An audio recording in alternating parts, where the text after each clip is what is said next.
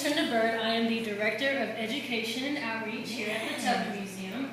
And I hear that you are 6th, 7th, 8th graders, okay? Yes. And I have actually finished my, I just want to let you know that you guys have just actually finished your tour here at the Tubman Museum.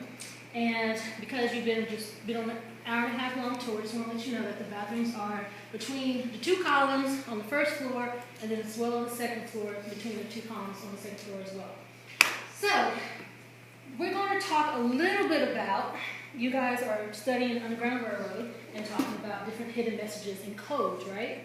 So, that's from what your teacher is telling me. So, today what we're going to do, we're going to talk about a little bit more about the Underground Railroad and how, and one of the ways that hidden messages and codes were used in order for people who were enslaved to help them escape, okay? And through that, we're going to be looking at Negro Spirituals and coded messages, okay? So, just a little bit about the Tubman Museum, the place that you visited here today. The Tubman Museum, founded by Father Richard Kyle in 1985, opened as the Harriet Tubman Center for Spiritual and Cultural Awareness. Father Kyle believed that there needs to be a place here in Macon where all races could come together and celebrate the many accomplishments of African Americans. Mr. Kyle found an abandoned building on 340 Walnut Street. It was a space that was actually 2 buildings, but then with help of his congregation, they actually turned it into 1 building. The museum is actually internationally known. We have about 65,000 visitors that come through a year. And it'll be 2 years in May. Yeah, 2 years in May, this May, where we've actually been in our new facility. The old facility, I believe, was about maybe 5,000 square foot. I'm not sure about that. But the new facility that we're in is over 49,000 square feet. Mm-hmm. So you could probably fit our old building into our new building about 5-6 times. So that's how big the space is now. So I gather that a lot of you, this is your first time being to at least a new building from what your teacher told me, right? All right, so let's move on. Okay, so during your tour, you took a tour with me, and we were talking about Harriet Tubman and the Underground Railroad. So, from what you guys were telling me earlier today, you knew that Harriet Tubman, her maiden name was Ross, and she was actually born in Cambridge, Maryland, which is part of the eastern shore of Maryland, and her descendants are still there to this day. And she, at the age of 13 years old, she was actually struck in the back of the head, where she actually suffered from a medical condition called narcolepsy. So as we spoke further, realizing that as she's trying to help people get through the Underground Railroad, imagine her having, this kind of condition where she would kind of fall asleep just out of the room. So the cool thing about her is that not only was she able to free all these people with that condition, but she did not lose not one person. She was also a nurse during the Civil War, and she was actually, she worked for the Union Army, and most of her assignments came out of right here, or in South Carolina. Okay? So, she was also known as the Moses of her people because she led so many of the people who were enslaved out to freedom. Now, through the Underground Railroad, you couldn't just say, hey, read the signs, this is the way to go to north, right? So, you had to actually there were hidden messages and codes, all right? And one of the ways that you could read a hidden message is where sometimes, for instance, you might be trying to run away, you might come upon a house. If the house had maybe a lit candle, that might have been a sign saying, hey, this is a safe house, so you can stay here for the night. Okay, so that's one of the ways. Another way was through Negro Spirituals. Okay, So, Negro Spirituals not only were their songs and hymns, maybe some of you guys might, your grandmothers, or you might go to church, or you might sing some of these hymns, but a lot of hymns that you sing today were actually used as code and messages for trying to run away. So, one song is Wade in the Water. So how many of you guys know Wade in the Water? Of course, I just sung it, right? Okay, and then you have another one called Sit Still Away. And then you have another one, Swing Low, Sweet Chariot, and Go Down Moses. So those are some of my favorites. All right? So those are just some of the ones that we have. Now, the one we're going to focus on, because you guys have a short time, I know you got to get back to school. One of the ones we're going to focus on today is Follow the Drinking Gourd. And just a little snippet of how many of you guys know how that song goes?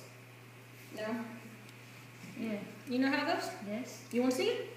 I'll say it. Not Well, I'll sing a little bit of it. Okay. So, Follow the Drinking Gourd, it goes, let me try to get the words right here. Basically, it goes, when the sun goes back and the first well calls, follow the drinking gourd, for the omen is awaiting for to carry you to freedom. Follow the drinking gourd. Now, that is I just sung the first verse of that. But what I'm going to do is I'm going to pass out these lyrics.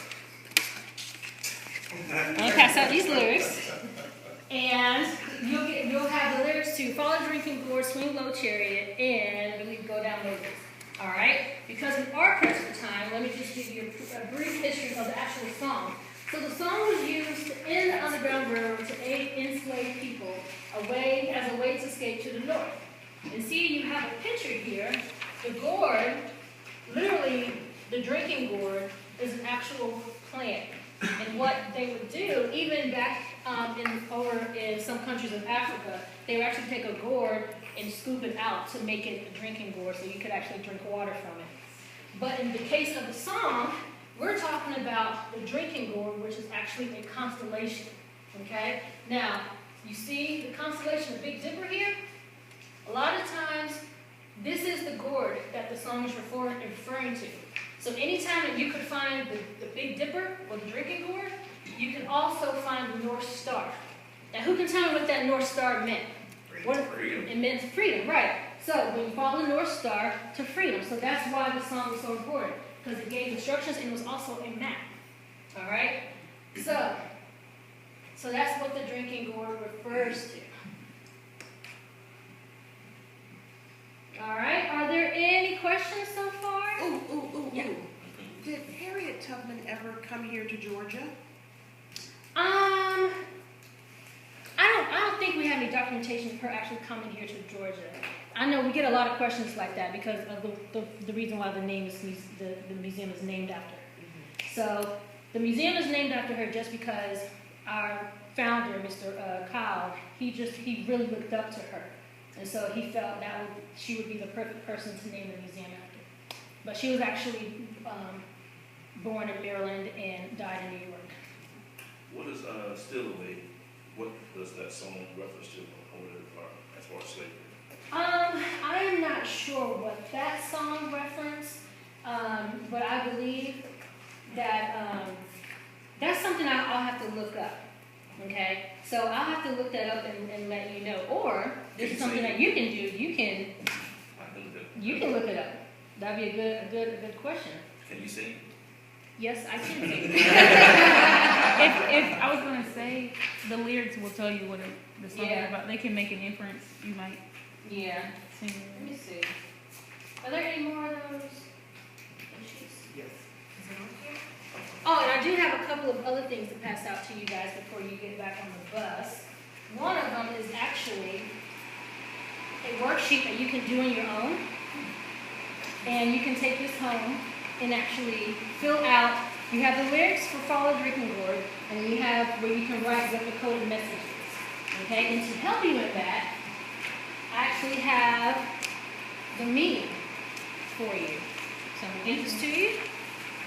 So you can take this back to your classroom. So in the Follow the Drinking Gourd, there's a lot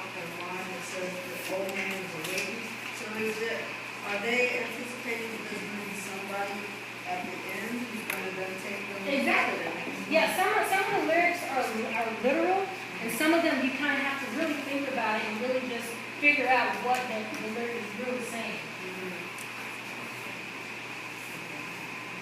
And then I'm going to pass out another sheet that just has the version of your, this song is called the Drinking Gourd, all right?